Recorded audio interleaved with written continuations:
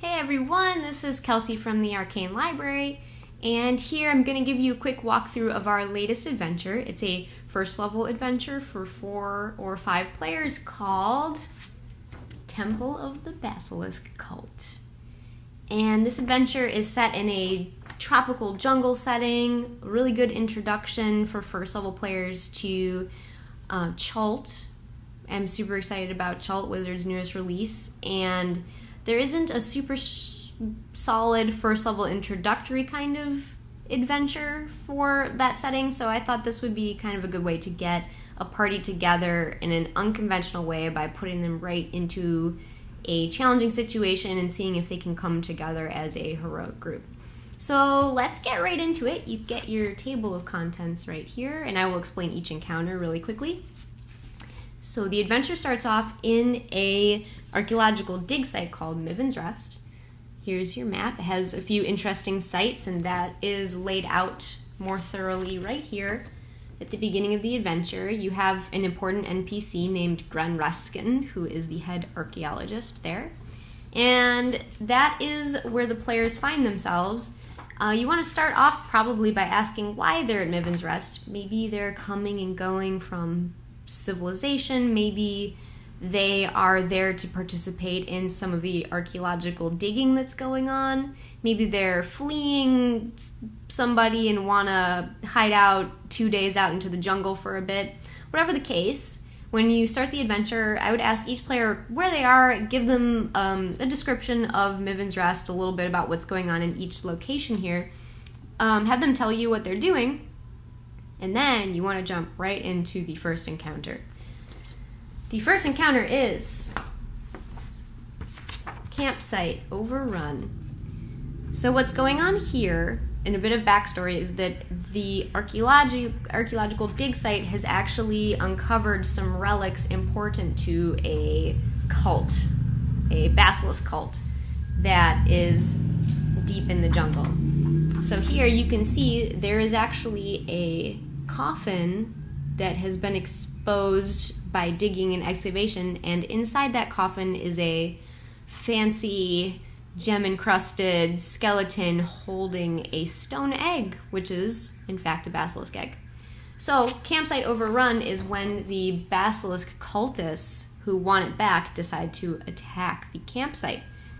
So, you will be able to have the players kick off the adventure really just fighting and coming together and trying to fend off these cultists. So after that encounter, Ruskin, the head archaeologist, will approach the players and hopefully give them a few reasons to help investigate this issue, the sudden uprising of these cultists. So there are 3 different kinds of adventure hooks that can hopefully appeal to a variety of different parties and groups of people who are motivated by different things. So, following that, the players will, at the suggestion of Gren, have the chance to perhaps recruit a guide or someone who knows this area a bit better than they might. There are 3 options here, 3 different characters who each bring something different to the table, different prices, different personalities. You'll want to definitely expose the players to these 3 characters because one of them will return to haunt them later on towards the end of the adventure. So make sure they at least know who these folks are, whether or not they decide to bring a guide with them. By bringing a guide, they may get a bonus or penalty to their navigation checks based on what things that guide brings to the table. So following that encounter, we jump into the darkness here. Their actual travels through the jungle. There will be times where you will want to roll whether there's any kind of encounter in the jungle. There probably will be a few things that do happen. The players will encounter a handful of things, most likely, statistically. And I have 2 jungle encounter and jungle location random tables here that can help inspire you to create a flavorful and sort of unexpected encounter with perhaps a hostile, indifferent, or even friendly group of creatures or things, and in a mixed and interesting set of locations and terrain. So you might be surprised by what you end up rolling, and maybe you can think of a reason on the spot, why there might be a giant ape in a 20-foot radius quicksand field. And the players may or may not choose to participate in that encounter, but something interesting probably will happen. So once the players are able to find their way through the jungle, they will eventually make their way to the next encounter, which is the Raging River. So you'll see here on this map of the temple that there's a river in front of it, and that river is not easy to cross. So the Raging River section is about how to get across that river. Clever players might find ways to get across other than just that rickety sort of leather-patched bridge. And there are 2 crocodiles lurking in the water, so they will definitely rear their heads first chance they get, and you want those to be a threat to the players, something that spurs them to get out of that river as fast as possible. So, after that, the players will hopefully have survived the crocodiles and made their way across towards the temple. And in this first room, there's an encounter called Crumbling Temple. And there are a group of stone warriors in there who are performing a temple ritual. The 2 groups one may end up surprising the other based on how the players behave in the outer courtyard, whether they make a lot of noise, whether they try to be stealthy. So very likely a combat will ensue in here in short order, but who has the advantage depends on who's being more careful. So then after that, the players will move forward into a room here. This room is the Bronze Arches room. And clever players will notice that some of the bronze arches and things are very similar from what they were to this ruined dig site in Miven's Rest. They'll start to draw some connections. And so, in the Bronze Arches room, there will be a big statue of a basilisk and a couple things they can find in there. Couple treasure items. And then the players will probably move into one of these 2 rooms. This room right here is a non-encounter room. It's sort of a rest room for the stone warriors, the cultists. At the back, they will find that there is a grate that stinks of refuse. It is a possible way to enter into the secret chamber. The only other way is actually through the Bronze Arches room, the secret door at the back here. So players might end up finding this secret door if they're clever enough to look for it, or they may end up finding their way through by going through this big refuse pit. Just be careful, because in this chamber down underneath here, where refuse from the Basilisk room and the Stone Warriors room collects, there is a gelatinous cube.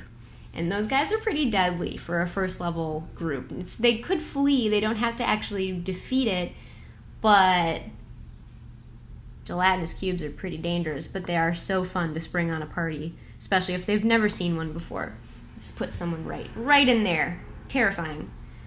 So definitely let that be a terrifying surprise factor, but I would try to make sure the players have enough knowledge about what's going on right away so that they don't accidentally get obliterated by this cube. So then, following those 2 rooms here, the players may end up moving, these 2, they may end up moving into this room, and this is one of my favorite rooms in the entire adventure because it has a very interesting sort of trap. So players who are careful and clever might notice that this room has a pool in it, a bunch of sort of river mud and silt all over the floor, and a tomb at the back. Any player who opens that tomb, and someone's gonna open it, will trigger this trap. So what happens is, once the tomb is opened, players will reveal another corpse, a bejeweled corpse clutching another stone egg, and at the same time a portcullis, or actually a stone door, will slam down across the arch and the room will begin flooding. And the players will only have a few rounds to escape the flood and the skeletons who assemble themselves out of the debris and bones on the floor. And this encounter is pretty exciting. Not actually as deadly as it sounds because the room takes a bit of time to flood, and even then most players can survive holding their breath for some time underwater. they will probably want to flee this room to the best of their ability, or fight the skeletons enough to remove them as a threat, maybe work on disabling the mechanism of this trap and lift that door so they can escape. And definitely use that flooding element to put the pressure on and the sense of a timer and a deadly threat. And then, finally after that, in this final room here, the players will probably get in there one way or another, and they will happen upon the hatchling grounds here, where there are 3 basilisk hatchlings. One they may have seen before, in fact, during the Stone Warrior attack on Miven's Rest. They brought one. There are 3 more here. There is a stone shaman who is caretaking them and has some deadly magic. And the egg that was stolen from Miven's Rest, if it was successfully stolen, is here as well, and it is on the verge of hatching. So the players will have to contend with these 3 hatchling basilisks, the possible addition of another one if that egg hatches, if it's not removed from the jade sort of nursery hatchery at the back of the room. And then they'll have to deal with an angry stone shaman who's casting spells and trying to protect his little basilisk flock. And that's it for the temple. So hopefully the players triumph in that final fight. A couple people have some limbs turned to stone, things like that. And then the players will eventually collect themselves. They may rest, and then they'll start to make their way out of the temple. So the final encounter, the actual final encounter, will happen then. That is the betrayal section. Oh no! One of the NPCs they met earlier will turn on them. He or she will either show up out of the jungle or turn on them in the party as they leave and demand all of the awesome treasure and stuff that they found. So there's the potential for the players to talk their way out of this one, if they're able to be persuasive. Or this may actually result in a combat, or the NPC doing a snatch and grab and then run with some treasure. So we'll see how that turns out based on what the players choose to do. And then we would move on to the aftermath section, where the players can maybe give chase to the offending NPC. They can maybe sort out what to do if they get the extra basilisk egg. What can you do with that thing? How much is it worth? What are some cool possible methods they could deal with that? And then we have future adventure hooks that will help you tie this into an overall campaign. Maybe tie it into something like, further things going on in Chult, in the jungle. Maybe give them a reason to go to another nearby city.